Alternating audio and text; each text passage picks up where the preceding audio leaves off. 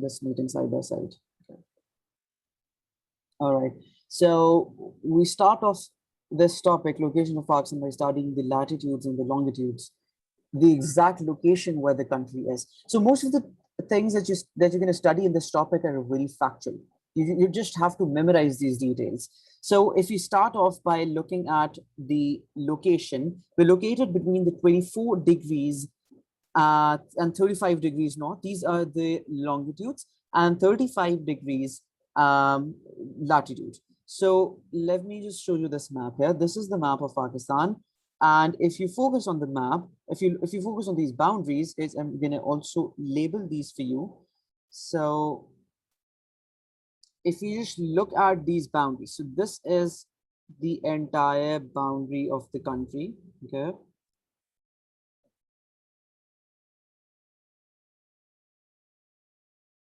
Yeah. And now if you look at the latitudes, guys, do you know what are latitudes? Do you know the difference between longitudes and latitudes?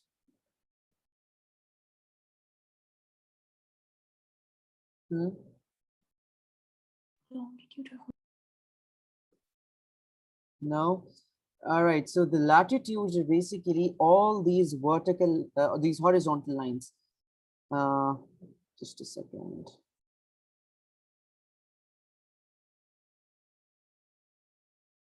If you look at this is a latitude, this is another latitude. So all these horizontal lines are basically the latitudes. And all these vertical lines on a map are called the longitudes. All right. So these lines, they basically help us locate a particular map on a world map, maybe, right? So if you look at the latitudes of Pakistan, just focus on this. This is the topmost latitude, and the Tropic of Cancer is the latitude where the country on the southernmost side. And if you look at the longitudes, 64 degrees east to 72 and 76 degrees, and even further, 76 or let's say 78, around 78 degrees east. So these are the longitudes and latitudes for Pakistan. All right, you should know about these very clearly.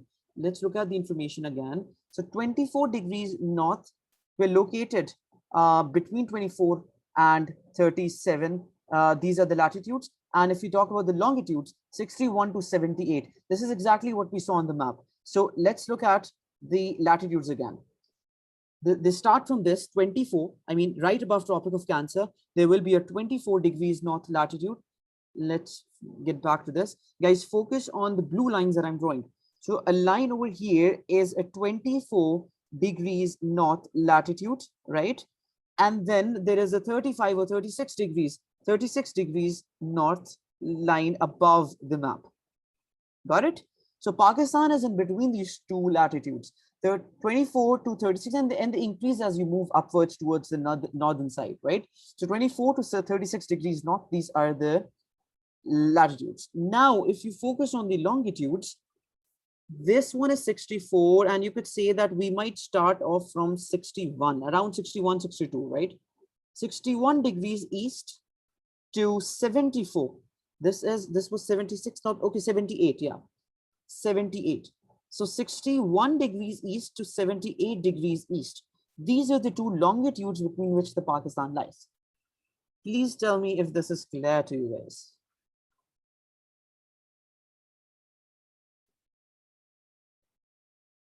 Guys, I just need an acknowledgement so we can move ahead. There's a message. It's clear. All right. Dua, are you also clear? Yes, sir. All right. All right. Okay, so these were the two latitudes and the longitudes between which this map of Pakistan lies. So area of Pakistan, there's some more facts regarding the country. 796,096 square kilometers is the entire area. 1,600 kilometers from north to south, and 885 kilometers from east to west, right? This is just the distance between the two furthermost borders, north and south and east and west, and the total area. If you look at the exact location, we have a border with China on the northeast side. If you look at the map again, guys, here's China on top. Can you see the cursor or no?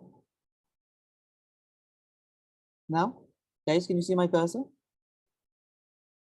Yes. You can? Okay, perfect. So this is China over here on the northeastern side of the country. Then there's Afghanistan. Afghanistan is on the western side. India is on the eastern side. And Iran is on the southwestern side, right? So these are all the borders. And you should also know the types of borders that we have with these countries. China, I mean, we have the longest border with Afghanistan, that is 2,252 kilometers border line. It's known as the Durand line. This is the name of that border. With Afghanistan, I mean, they haven't really specified the border with Iran and India. Okay, so these are the four most, I mean, the four countries that are the immediate border, the immediate neighbors of Pakistan. On the southern side, we are basically connected to the Arabian Sea. This is the Arabian Sea over here with the with some parts of Balochistan and Sindh. All right. So guys, also let's look at the provinces. If we're just looking at the map over here, I'm gonna again annotate on this to look at the provinces. So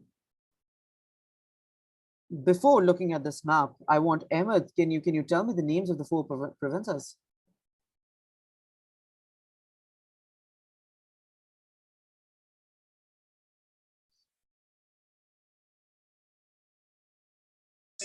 Yes, Balochistan, Punjab, Sindh, and I don't know the fourth one. The fourth one is Khyber Pakhtunkhwa. It was known as NWFP, Northwest Frontier Province, but later it became, the name got changed to Khyber Pakhtunkhwa, right? So this is the first one, Punjab. This is Sindh, this is Balochistan, and this is Khyber Pakhtunkhwa. And if you look at the borders, yeah, this is Punjab, this is Sindh, this entire part is Balochistan. Balochistan also has this border with the Arabian Sea. Sindh also has this border with the Arabian Sea. And then this is Khyber Pakhtunkhwa. This is Kashmir, Jammu and Kashmir, and this is Gilgit-Baltistan. All right. So these are all the important states. Dua, are you also clear? Yes, sir. All right. Strategic importance of Pakistan. We're going to come back to the provinces later on. Let's look at the importance of Pakistan on this map.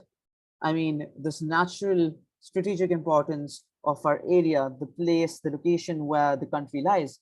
So first of all, the first importance is that Khyber Pass provides a route to Afghanistan. Afghanistan, okay, so our border with Afghanistan, that trade route is known as Khyber Pass, and it's used for trade on land between the two countries, right? So this is very important. The Karakoram Highway helps in trade and communication with China. So Pakistan has this border with China, and we also have this Karakoram Highway that connects the two countries, and that highway is used for trade and communication. Gwadar and Karachi seaports provide crucial travel as well as trade facilities as to north and northwest. So Pakistan has these ports on these coastal areas of Karachi, mostly Sindh and Balochistan. Gwadar is in Balochistan. Karachi has these different seaports as well. You should know the names of some seaports: Pasni or Mara, right? Karachi Port, Port Bin Qasim. So these are all the important seaports that Pakistan has. So these important seaports, including Gwadar, that's in Balochistan, they are very important for the country because they set up a platform for international trade through sea, right? So we can trade with other countries because we have these natural sea routes through Arabian Sea as well. Its coastline at the Arabian Sea facilitates trade with West, Middle East, and Far East and Southeast Asia. So because, again, we have a coastline with the Arabian Sea, we're connected with all of these countries, Middle Eastern countries, the Far Eastern states, the Southern Eastern states, right? Southeast Asia. So we have this natural route of trade with all of these countries. Pakistan has a central location that provides air routes from west to east, and the Jinnah International Airport facilitates it. So because of our air routes, because the location of Karachi, Jinnah International Airport is the Karachi airport, and because Karachi has such a strategic location that airport also serves Pakistan in, I mean, supporting all of these trade ventures because, um, I mean, because of the connectivity itself, it's easier to access the city, and it's easier. I mean, it becomes further easier when the trade routes are developed properly. An example of this is the Jinnah International Airport. It offers easy access to Central Asian states CAS, and its 6 republics to Afghanistan. So Pakistan can get an access to the CAS, which are also known as the Central Asian states, via Afghanistan. All right. These are the 6 countries that are a group of, I mean, this group of 6 countries is known as CAS, Central Asian states, and we can access these states through Afghanistan. I mean, that is a part of transit trade. What is transit trade? Transit trade is when you access another part of the world going through another country, you got to pay taxes to that country. So Afghanistan also gets this advantage, in Pakistan, I mean, Pakistan gets an access to all of these countries through that. Then feasibility of natural gas pipeline projects from CIS, India, Iran, and Southeast Asia. Again, guys, Pakistan has this ongoing Iran-Pakistan gas pipeline project, which is very important. Why? Because Iran supplies gas through to other countries through Pakistan, and I mean using the route, the land of Pakistan, and Pakistan gets taxes from Iran because this is a form of transit trade. So transit trade is again very important for a country. You provide the roads to another country, you get taxes in return. Okay. Now, this is an example of Pakistan gas pipeline project. If this project is completed, Pakistan will get 21.5 cubic meters of natural gas from Iran. This can be used as fuel, CNG for vehicles. It can also be used to generate electricity in thermal power stations. This is the importance of Pakistan-Iran gas pipeline projects. Now we're coming to the provinces of Pakistan. Sindh, Punjab, Balochistan, NWFP, which is Khyber Pakhtunkhwa. We also have FATA, Gilgit-Baltistan, and Kashmir. FATA is the federally administered tribal areas. So it's a group of all these tribal areas near Peshawar and Khyber Pakhtunkhwa. We group them together as FATA. And Gilgit-Baltistan and Kashmir are also independent states. I mean, they're a part of Pakistan, but they have their own governments. So in 2009, the federal cabinet approved an ordinance that gave political autonomy to northern areas. I mean, this is what we're talking about, the political autonomy that was given to FATA. And they were grouped together as federally administered tribal areas. They have their own government and they're administered by that government. A new name was given to the northern areas as Gilgit-Baltistan. In 2010, NWFP renamed as Khyber Pakhtunkhwa. So let's talk about FATA in detail. It's located between Balochistan and Khyber Pakhtunkhwa. Let's look at the map again. This is Balochistan here, guys. Let me screen snap. Yeah. So this is Balochistan and this is KPK. So this area over here, all of this area, this is known as the FATA. And this is Gilgit-Baltistan, the yellow one. This is Kashmir. All right.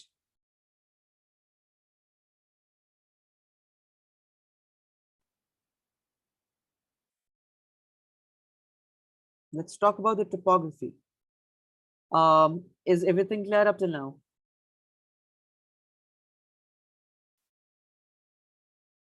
Is there any question? All right. So guys, topography is basically the second topic, but we're going to study it in, I mean, I'm going to give you a recap of this topic because this is one of the most important topics.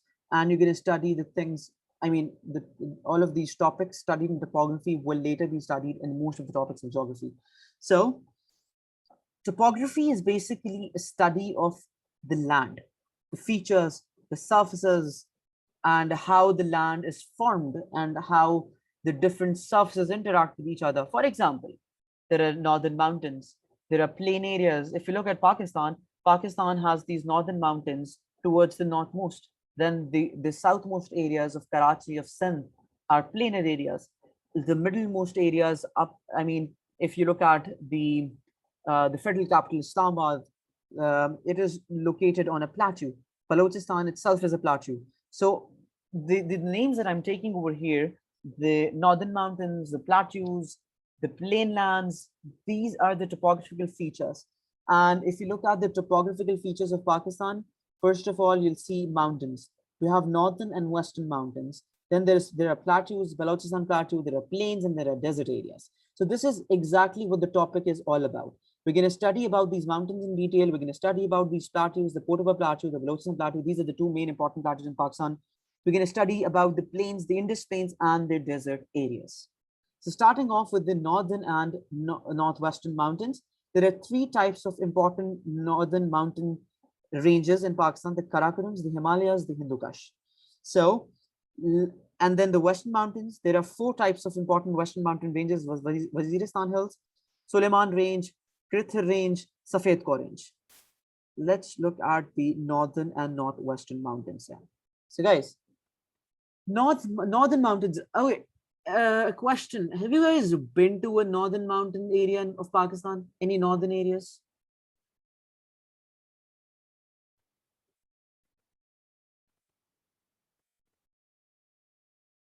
No? No. So guys, all right. If you get to visit, like, I mean, if you get a chance to visit Pakistan, do visit the northern areas. I mean, they're beautiful for tourism.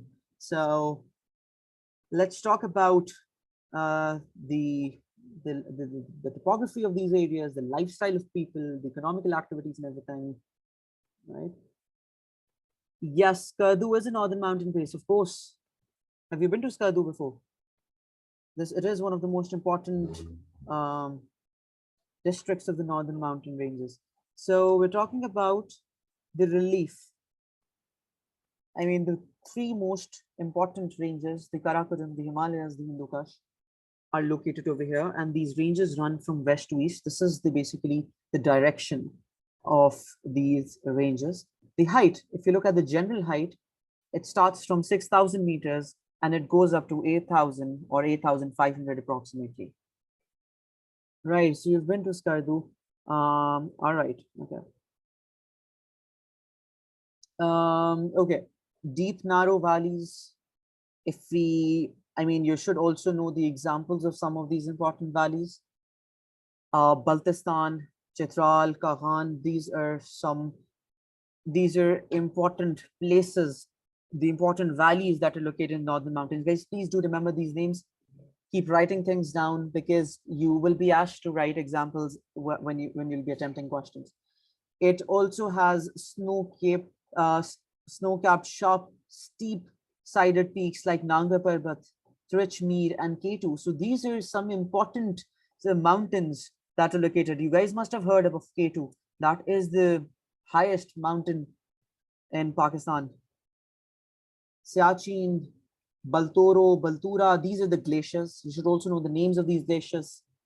High passes such as Punjab Pass, Shandur Pass, Lamarai Pass. These are the names of the passes. If you look at the drainage features, guys, what is drainage? Any idea? What do you understand by the drainage features of northern mountains?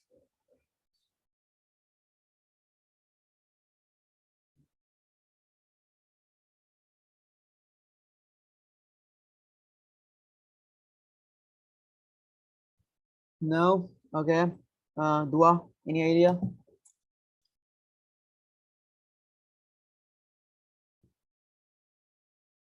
Yeah, some sort of sewage system. Nahi, but when we talk about drainage of the northern mountains, we're typically talking about how the water flows when the ice melts. It's the drainage for the snow, the melted snow in summers, right? Because we studied that the mountain tops are covered with snow in winters. That snow needs a drainage to flow in summers when the snow melts, right? So the rivers that carry the water from the northern mountains towards the lower areas in summers, they are known as the drainage features of the northern mountains. For example, Jhelum, Chenab, Indus River, Ravi, Beas, Satluj. So these are the eastern tributaries, and the western tributaries are the Kabul and Sawat River. So these are the rivers, important rivers that carry water from the northern mountains to the lower areas. Economy and people. Now we're going to be talking about the lifestyle of people on the northern mountains. So okay, in summers when the snow peaks melt, the water drains into River Indus and its tributaries.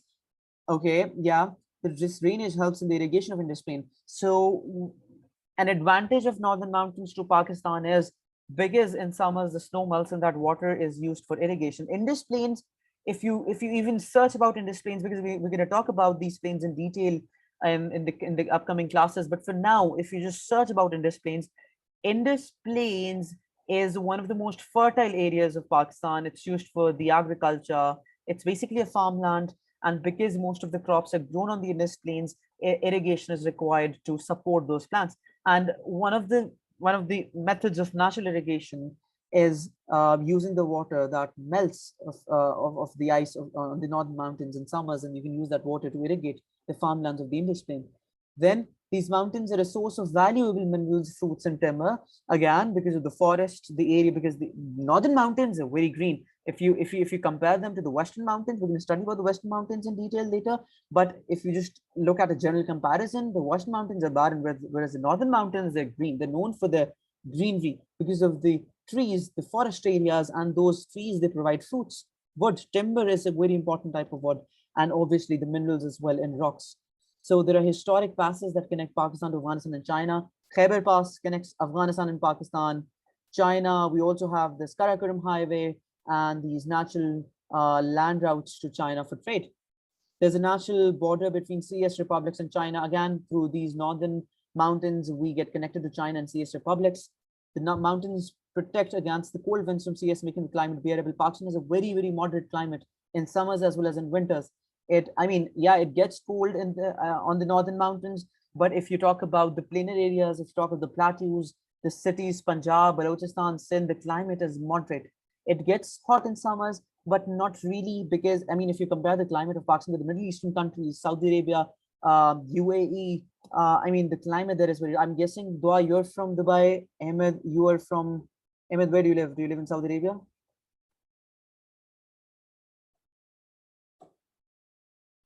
Hmm? If you guys belong to these Middle Eastern countries, yeah, yeah, Yeah, sir, I'm from Dubai. yeah. So both of you can, I mean, develop this comparison. You would have experienced the extreme climates of Saudi Arabia and UAE in summers, and then compare that to Pakistan. It's not very hot over here. And even in winters, I mean, in winters, only the northern mountains, the northern areas, they experience severe winters. The rest of the country, it experiences a very moderate climate. So, guys, the purpose of telling that is the northern mountains, they act as a barrier to these strong cold winds. CAS countries are generally cold, and the cold winds flow from the CAS states to Pakistan, and these mountain ranges, they act as barriers to these cold winds. All right. Next, the beautiful scenery attracts tourists in promoting the resort businesses in Gilgit, Hunza, Murree, Naran, etc. So all of these are the tourist destinations: Murree, Hunza, Naran, Kagan, Gilgit, Chitral, Skardu. So these are, I mean, the tourist attractions because of the natural sceneries, because of the topography, because of the rivers, the glaciers, the snow-capped peaks. People visit these northern mountains from different parts of the world in winters and in summers. In summers, yes, I mean, the tourist season is the summer season, because the climate is suitable for people. Families that visit these northern mountains from across Pakistan and across the world in summers for these tourism activities. Right. So these mountains also provide the raw material for chemicals, furniture, paper, etc. Again, because of the wood and the rocks, right? So provision of raw materials as well. So these were all the important economical factors that contribute. I mean, these economical valuable factors that are for Pakistan because of these northern mountains. I mean, the tourism, if you talk about tourism, it also affects the economy. It generates taxes, people come, they spend in the country, they buy the local products. Because, guys, there's this term known as the cottage industries. People of the northern mountains, they practice cottage industries because the harsh climate in winters, they have very, very limited opportunities to go out of the houses and earn. So what they do is they practice cottage industries. Cottage industries is that they make handicrafts, they make these local products at homes during the winter season, and then they sell those products in summers to the tourists. So the tourism is one of the greatest sources of the economic generation in the northern mountains. Then if you talk about these raw materials, again, we can use these raw materials for our industries. For example, chemicals, we can use chemicals for the pharmaceutical industries, paper, furniture for the wood, and for all of these, again, for the pharmaceutical. and textile industries. So yeah, you can directly support your economy. You can directly connect these points to the economy of Pakistan, right? If you talk about if you focus on the second point that talks about the irrigation of Indus Plain, again, if you're irrigating the Indus Plain with the help of the water from the melted snow, you're basically boosting your agricultural production. And by boosting the agricultural production, you're basically supporting the agro economy of Pakistan. So it also has direct links to the economy. Then when we talk about the natural historic passes with China and Afghanistan, we're talking about direct trade, and that has a direct impact on the economy. So I hope guys this is clear. Is there any question from this topic?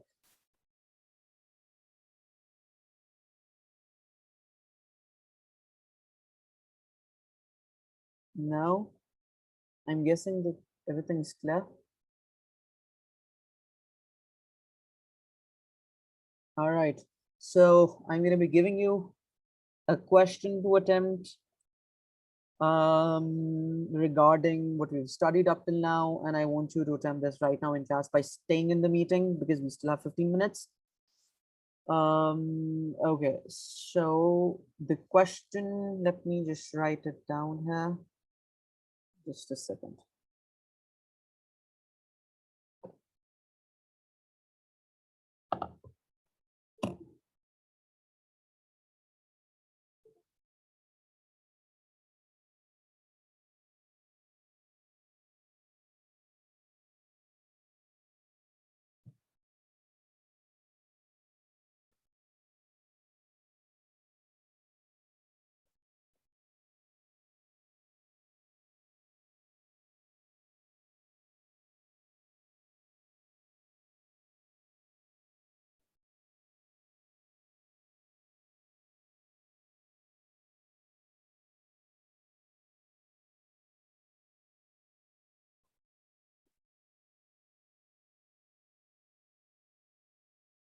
So guys, this is a 6-mark question. Write a note on the importance of northern mountains to Pakistan. You can write, I would suggest you to write 6 developed points for this.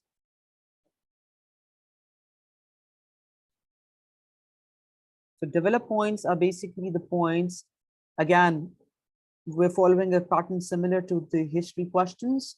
You state the reason, you explain the reason, you write examples. Guys, examples are very important in geography. Please write about the examples. You've studied the names of the rivers, glaciers, use those names in your answers. They've studied about these important historic passes, use those names as well, right? So yeah, 6 develop points. Just a second.